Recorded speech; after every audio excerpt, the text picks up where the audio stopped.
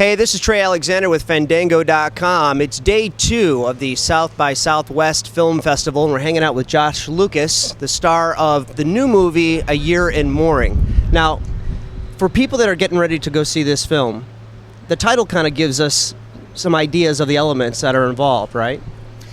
Very much so. I mean, it is a movie that takes place over the scope of a year as a man deals with mourning by going into a mooring, which is a place to, basically keep a boat.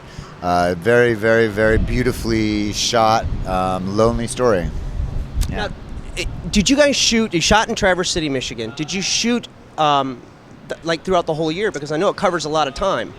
Well, we had no money, and the reality is to do an independent film with no money these days, you don't have the ability to shoot anything other than in a contained period of time. So we lucked out and shot it over a period of 18 days and happened to get some very bright sunny days that we pretended were summer, even though everyone was intensely freezing.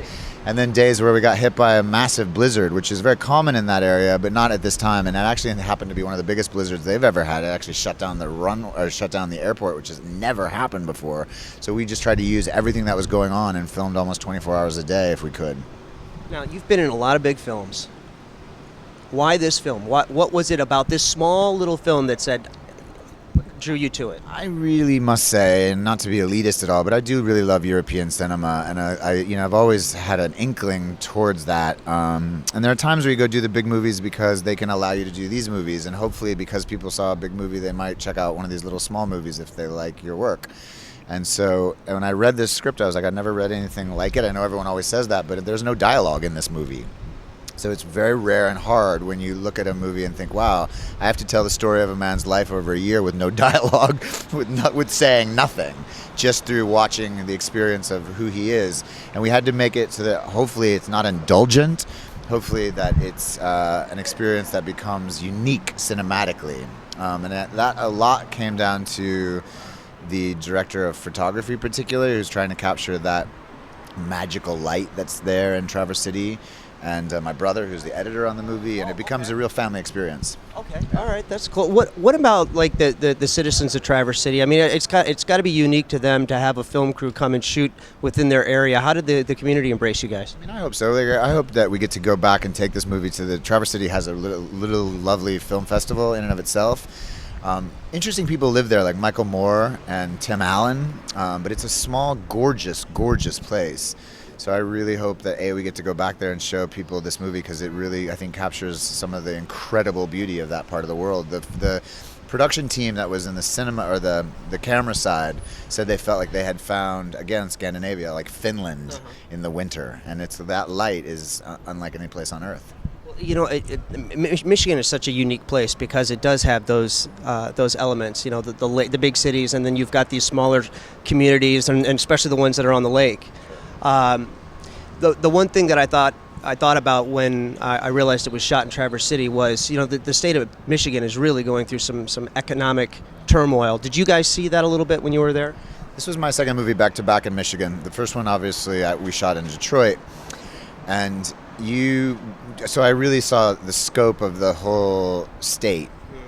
And I really love this new M&M commercial that they've done, this Cadillac commercial, because of the fact that it says, look, we are tough, we have been through hell, and when you're there, you see it, and you see, the places that are truly beaten up.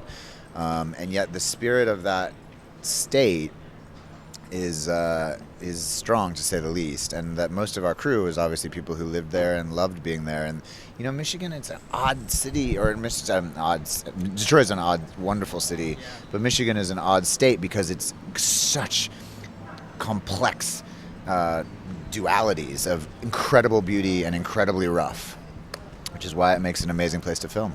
Right. I mean, well, I always think of the southern, like being from Toledo. I mean, I'm right an hour south of Detroit, and I think of Detroit as more the rough area. And as you get up into the peninsula along the lakes, that's where it's just gorgeous. It doesn't even seem like the same state. Have you seen this YouTube video that was made by someone in Toledo that goes through this whole thing about how rough it is in Toledo, and in the very end says, at least we're not Detroit? My parents keep telling me that it's rough in Toledo. Yeah, it's not pretty. Most people drive through to Toledo to get to Pittsburgh. Sure. You know what I find interesting a lot of times with the smaller movies are, it seems like they're having an easier time now promoting themselves, even if they don't have distribution because of social networking. And I noticed that you guys have a Facebook page. I mean, look, the things that are happening through the world, obviously the crisis in the Middle East and everything are happening because of social media. Social media is now the reality of how things are discovered, and it's because it's no longer about the press planting something, although that can be helpful, but it's about people discovering and coming together because they like something and they share it. So in reality, your hope is that with a movie like this, look, not everyone's going to love this movie, but there are going to be people who really love this movie, and they're going to want to share it with other people who love this kind of movie. And so the way that's going to happen is not from us going out and buying. We don't have the money to go out and buy media, so it becomes about just the same way that it happened, not to compare it to what went on in Egypt, but it is the same philosophy in a sense. Right. So that's why the Facebook revolution is the Facebook revolution for film as well. And again, why you do you come to South by Southwest, because the people here dig it, they embrace you, they embrace these movies. Well, it becomes for Fandango.com, because Fandango.com becomes the place where a movie begins to be discovered, and people say, oh, I saw this thing on Fandango that made me want to check it out, and so then they do some research, and it ends up being that they find other people who socially network, talk about the fact that they liked it or didn't like it, so that it's shared that way. It's the same way you can destroy something these days as well. I mean, there's obviously very famous stories of movies being destroyed through social networking because it got out there that it was not good. So the hope is that something like this site allows people to then be interested in finding a year and more in. Well, congratulations on the movie. I really appreciate you taking some time with us today, man.